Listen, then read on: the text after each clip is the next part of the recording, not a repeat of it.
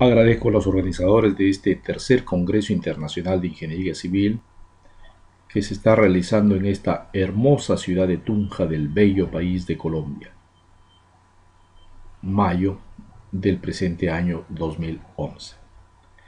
Tema que voy a compartir con ustedes: daños estructurales en edificaciones y puentes. Mi nombre, Jenner Villarreal Castro, doctor en Ingeniería Sismo Resistente, Premio Nacional otorgado por la Asamblea Nacional de Rectores de mi país en los años 2006, 2007 y 2008, profesor extraordinario de la Universidad Privada Tenelo Rego de la ciudad de Trujillo y profesor principal de la Universidad Peruana de Ciencias Aplicadas y Universidad de San Martín de Porres de la ciudad de Lima.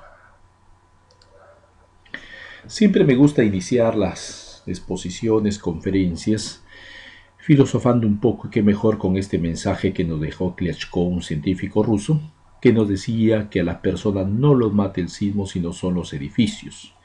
El colapso de las edificaciones, como lo que estamos observando del sismo de Kobe del año 1995, genera graves pérdidas materiales y, lo peor, irreparables pérdidas humanas. Una mala estructuración, mala conceptualización estructural nos lleva a esto, al colapso. Si no, si hubiesen caído el resto de edificios, pero no colapsaron. Mala estructuración. Mi país está ubicado en una zona de alta sismicidad. Se ubica sobre dos grandes placas, la placa de Nazca, que está en el mar, y la placa sudamericana, que es el territorio nacional. Cuando la placa de Nazca se introduce debajo de la placa sudamericana, generan los sismos por un problema que se llama de subducción.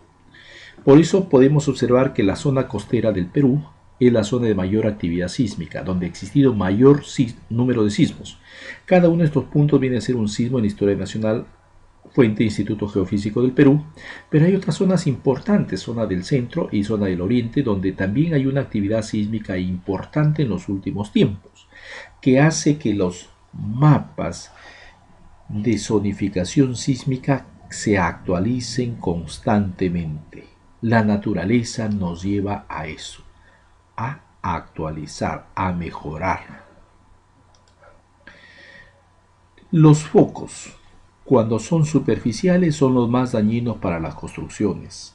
La mayor cantidad de sismos intensos vienen a ser focos superficiales. Focos superficiales son aquellos que tienen profundidades menores a 60 kilómetros, intermedios de 60 a 350 y profundos mayor a 350 kilómetros.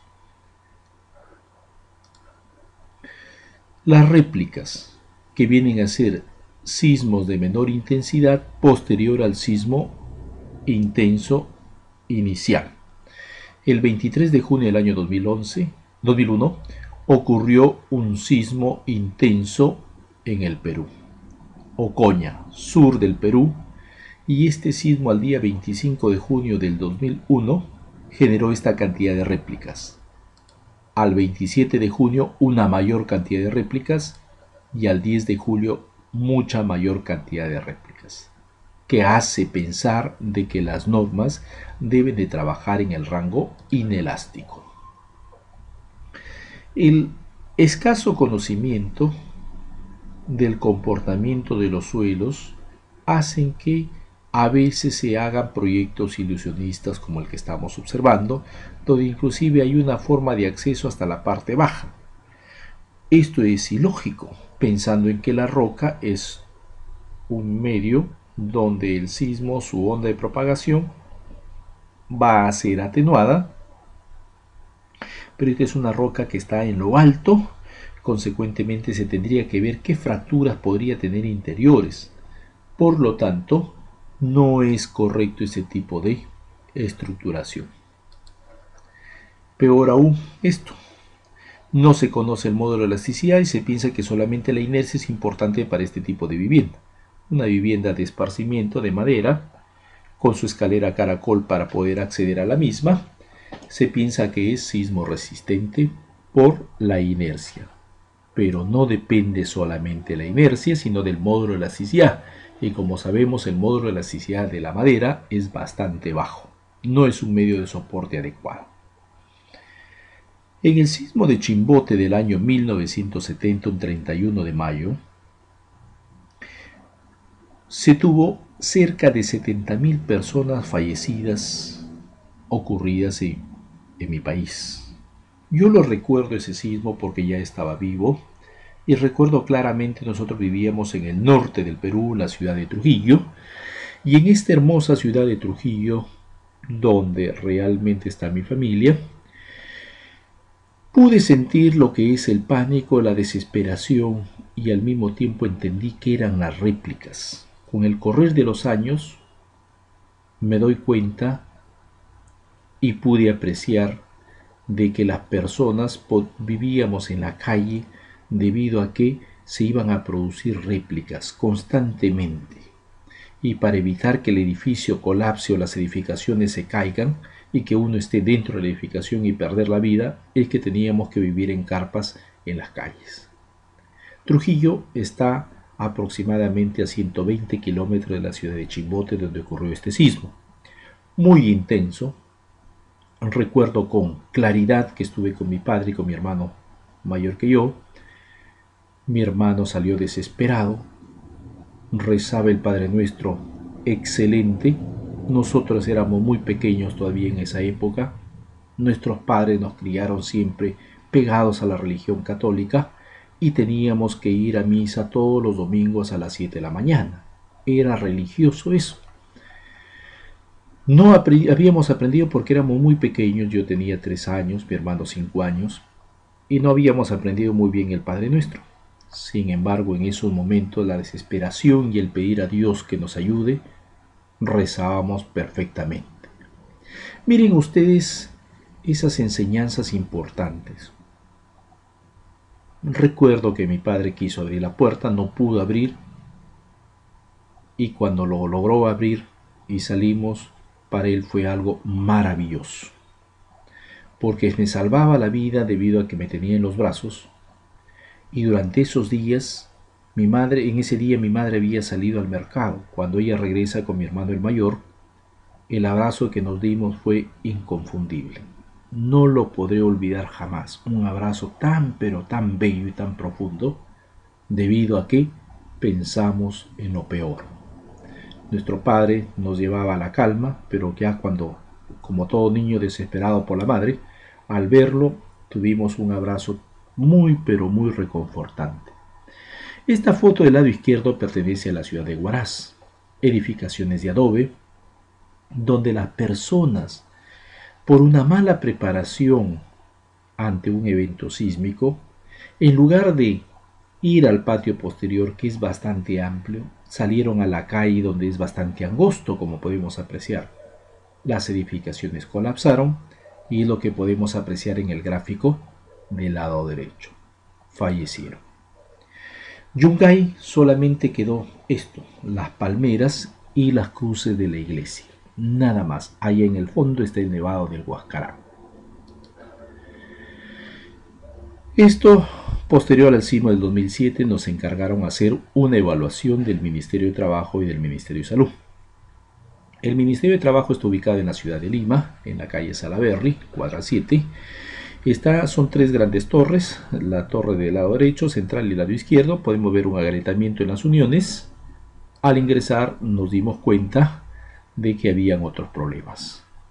Una posible aparición o formación de rótulas plásticas en las vigas para sismos intensos y de larga duración como el que fue el año 2007.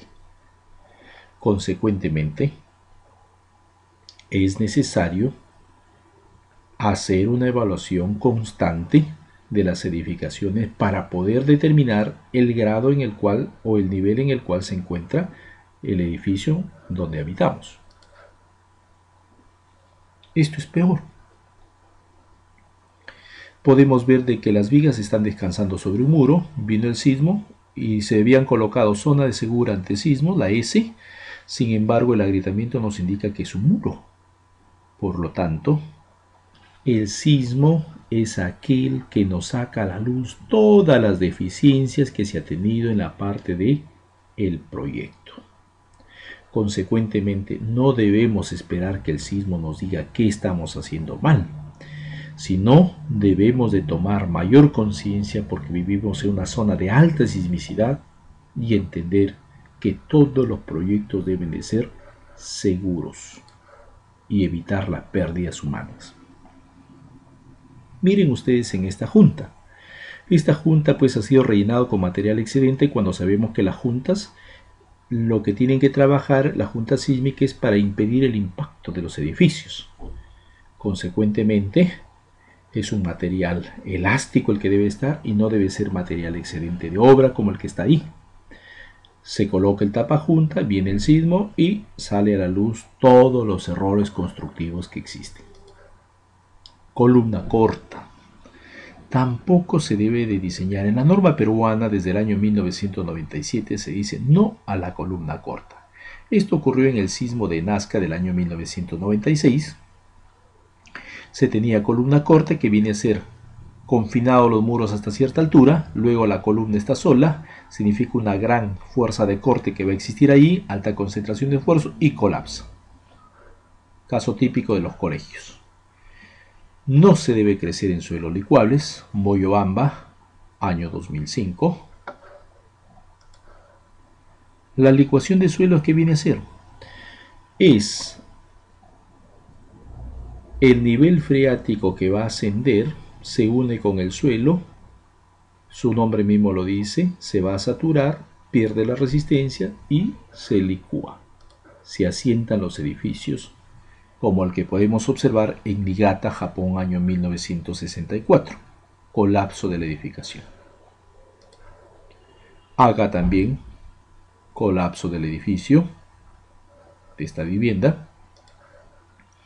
Suelos expansivos es otra de las características. Los suelos expansivos llegan a incrementar hasta 16 veces su volumen y luego se contraen dejando estos grandes agrietamientos como lo que podemos observar en el sismo de Chimbote del año 1970. Los agrietamientos produjeron agrietamientos también en los muros y en las viviendas. Suelos expansivos. Rótulas plásticas, otra de las fallas de las edificaciones. No a la rótula plástica. ¿Por qué la rótula plástica? Porque es una alta concentración de esfuerzos en los elementos más débiles, en este caso columna débil, viga rígida.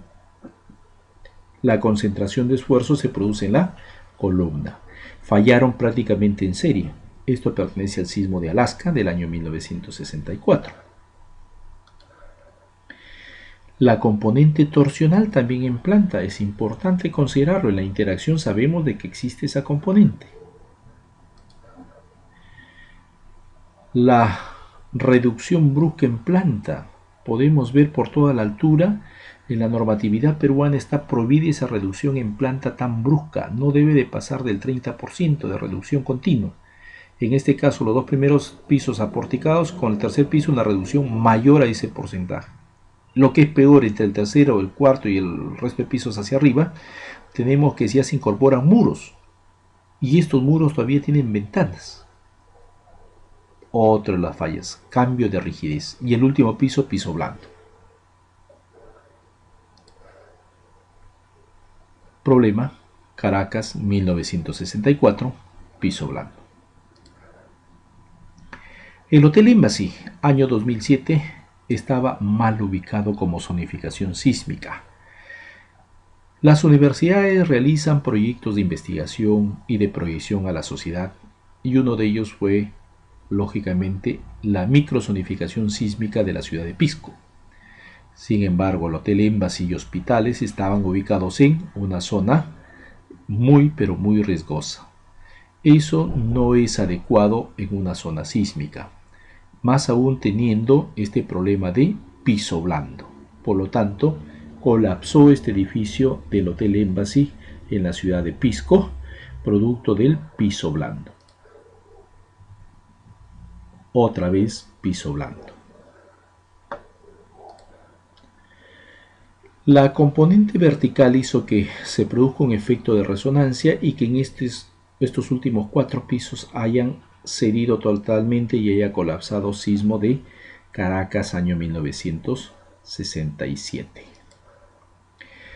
Las edificaciones con configuración en L también es otro de los problemas. Con el tiempo, en el sismo de México del año 1985, se introdujo las juntas para evitar de que este tipo de edificaciones colapsen. Efecto torsional. Podemos ver ahí la central de telecomunicaciones de la Ciudad de México, el efecto torsional, y que impactó con el edificio contiguo. También hay una relación entre longitud y ancho del mismo edificio. Se dice que no debe superar las proporciones de 4 para evitar de que se haga muy flexible. La distribución regular o irregular es otro de los puntos importantes. En esta distribución regular siempre se ha dicho que mientras más regular sea, mejor es su comportamiento por la simetría. Irregular, peor comportamiento, como lo que podemos observar. Si hacemos un corte por el eje horizontal a la mitad, nos damos cuenta que hay una ligera compensación de rigidez.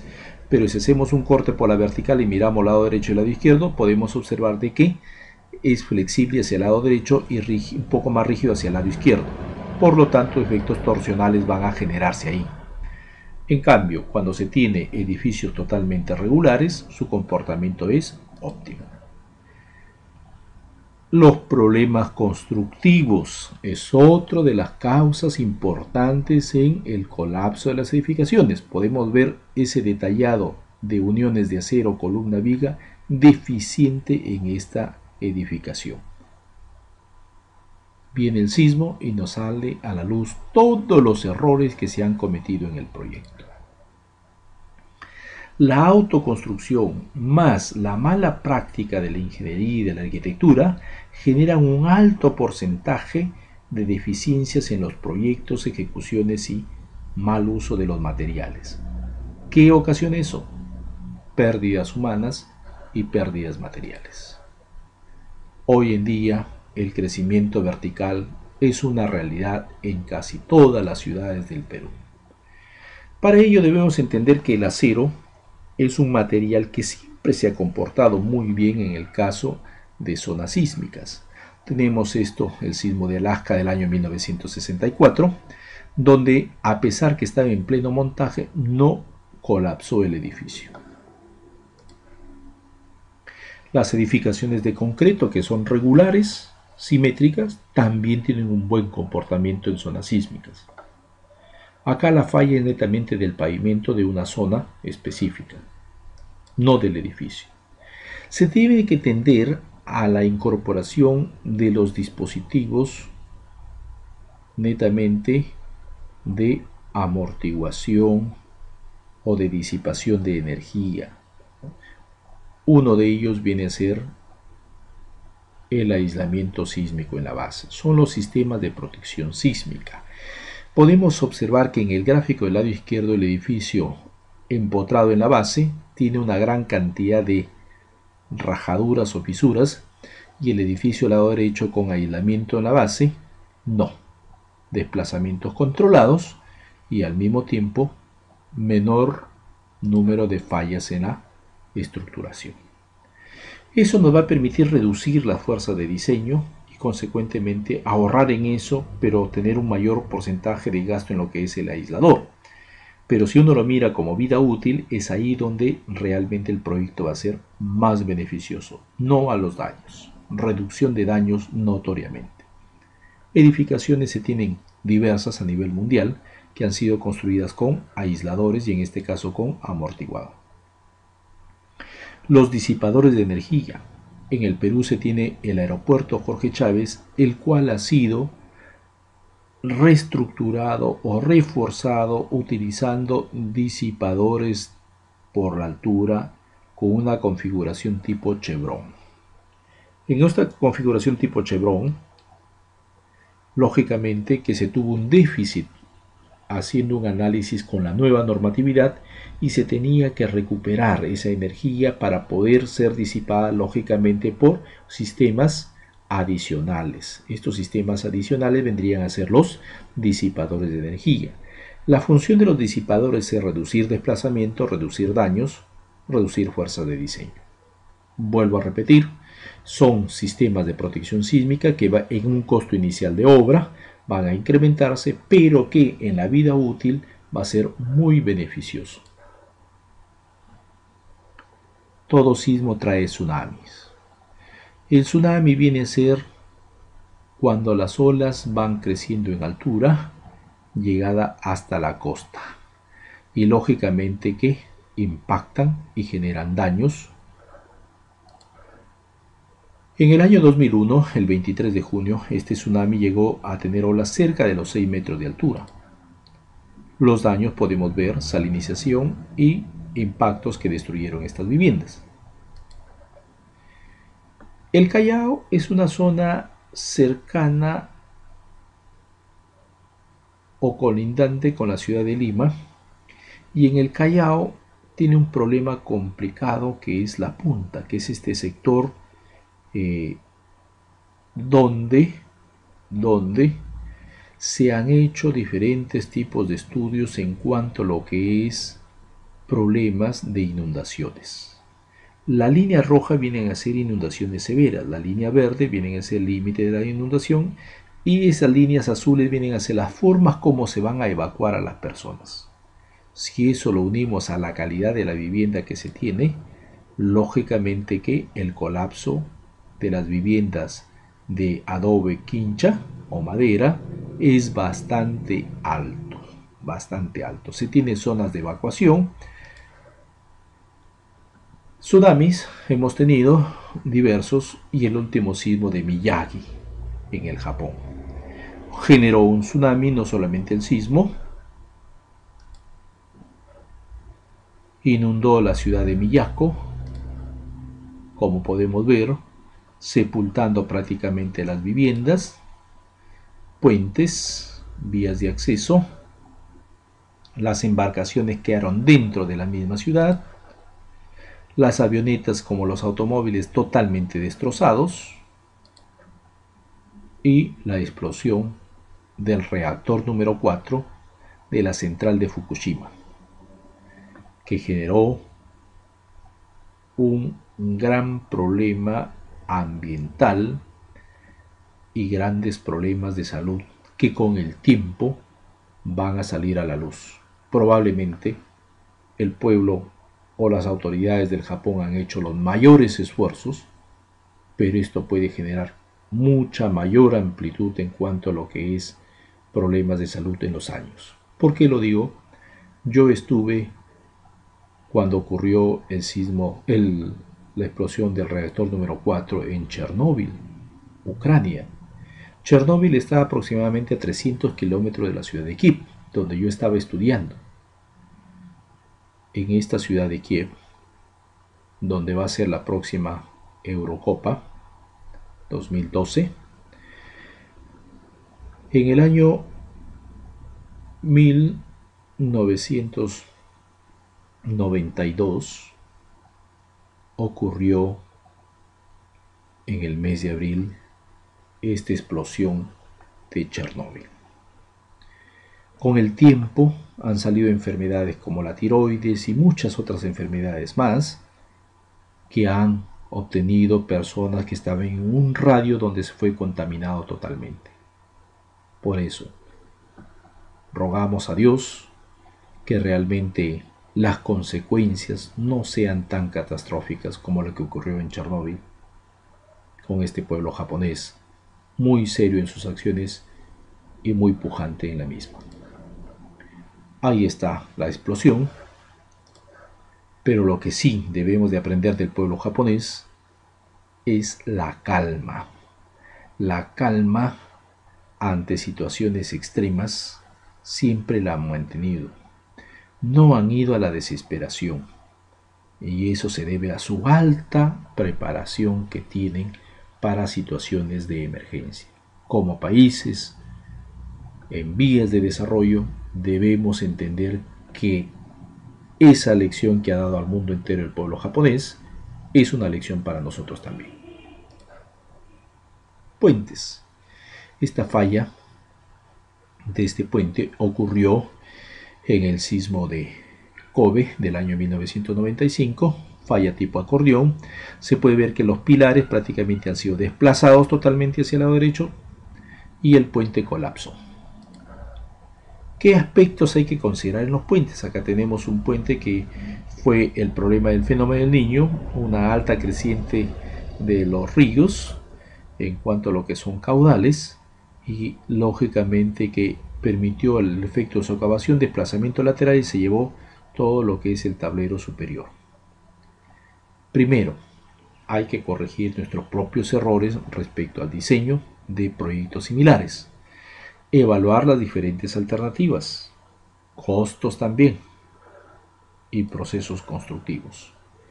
No debemos de confiar mucho en los software sin haber tenido una experiencia sólida del mismo. Cuando se utilice el software ya en un tiempo bastante fuerte, lógicamente que la confianza es bastante alta, pero si el software no ha sido relativamente sólida la preparación, podemos tener esto que pasó en Kobe año 1995, más acero que concreto, colapso total. Problema de licuación de suelos en puentes, también sismo de Niigata en el año 1964, podemos ver el desplazamiento, ¿no?, que se produjo, licuación y colapsó este puente. Desplazamientos laterales también, colapso del puente y lo que es el hundimiento que se ha visto en la parte superior. Casma, año 1970, sismo de Chimbote, 31 de mayo. Desplazamiento lateral, podemos observar de que hay una inclinación, ya no es horizontal, hay un desnivel. En el expediente técnico debemos de conocer las partidas, debemos de entender las especificaciones técnicas y siempre una crítica constructiva y una propuesta de mejoras al proyecto. Puente Tacón, efecto del viento, ¿qué es lo que generó? Lógicamente este efecto torsional, y este efecto torsional es el que permitió el colapso de este puente Tacón. La evaluación de las alternativas. Debemos evaluar comportamientos de obras similares en la zona del proyecto, materiales de la zona, condiciones del lugar, tanto geodinámicas, suelos como hidrológicas, las cargas a las cuales va a estar sometido el puente, carga de servicio, plazos, mano de obra. La luz del puente, como sabemos, es aquella que va a incrementar la deflexión.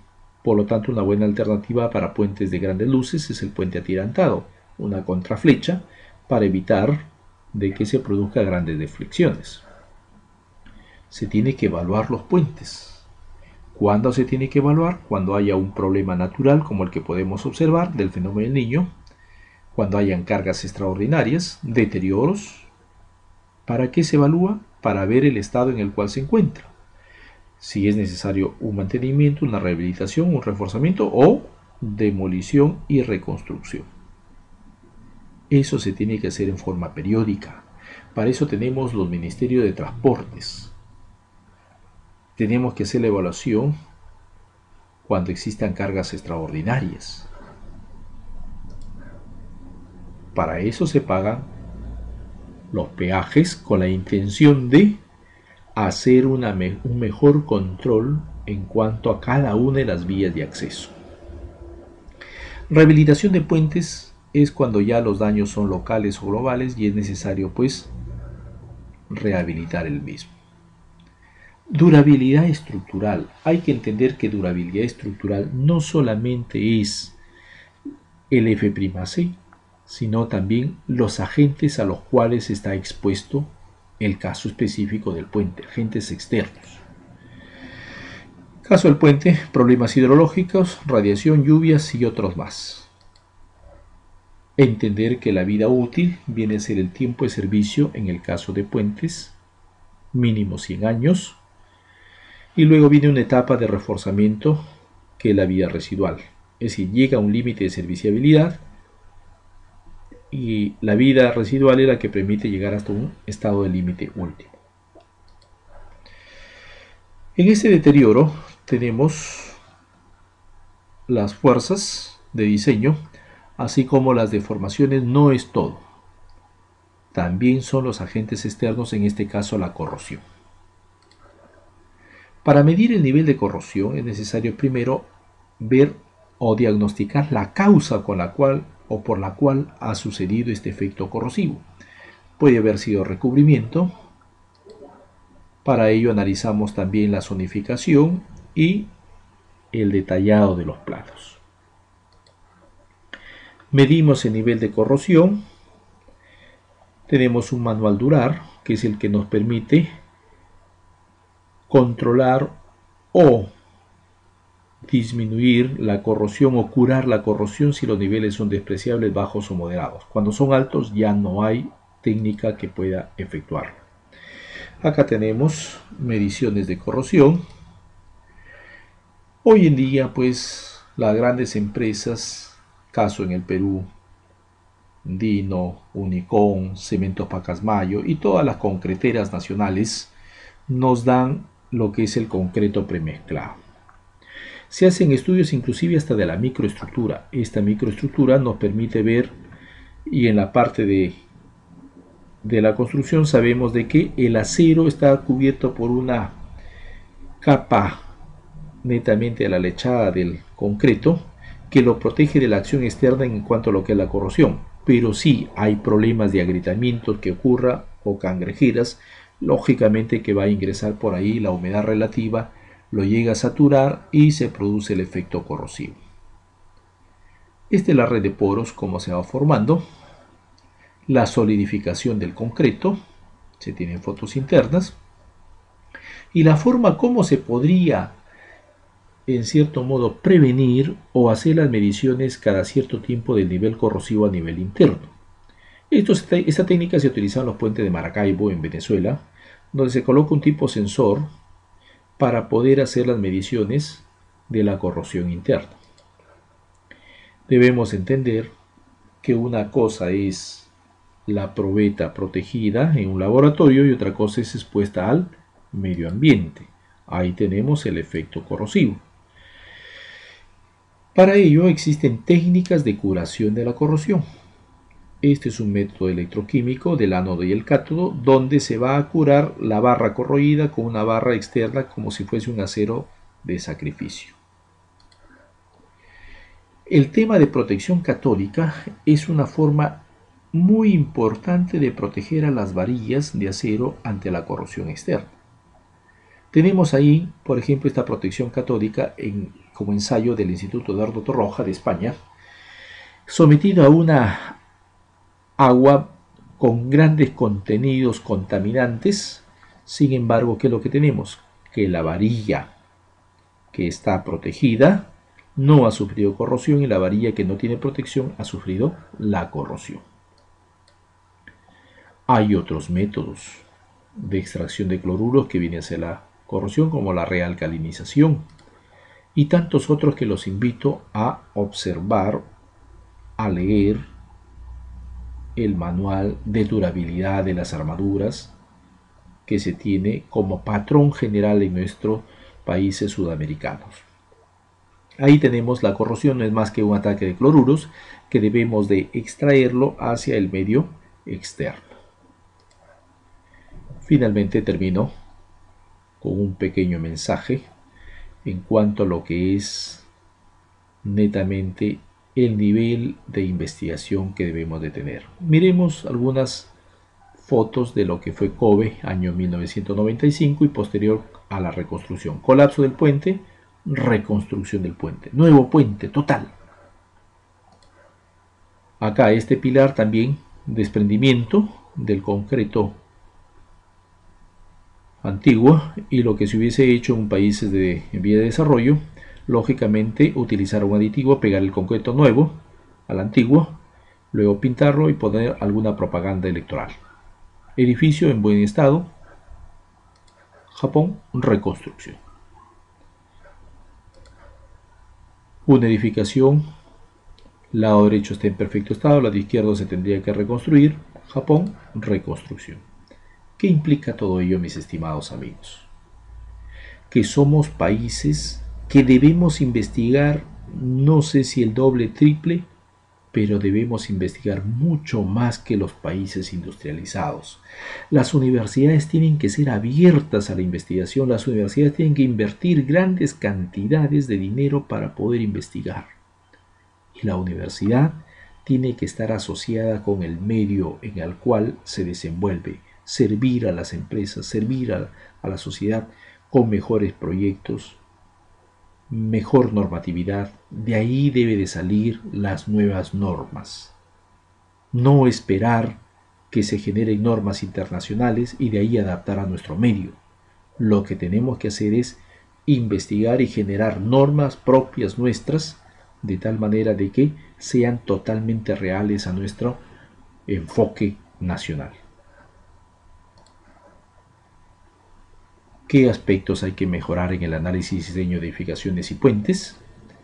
Los procesos ondulatorios se tienen que considerar, la interacción suelo-estructura también, la componente vertical también, comportamiento inelástico de los materiales, patología estructural, vida útil, teoría de seguridad.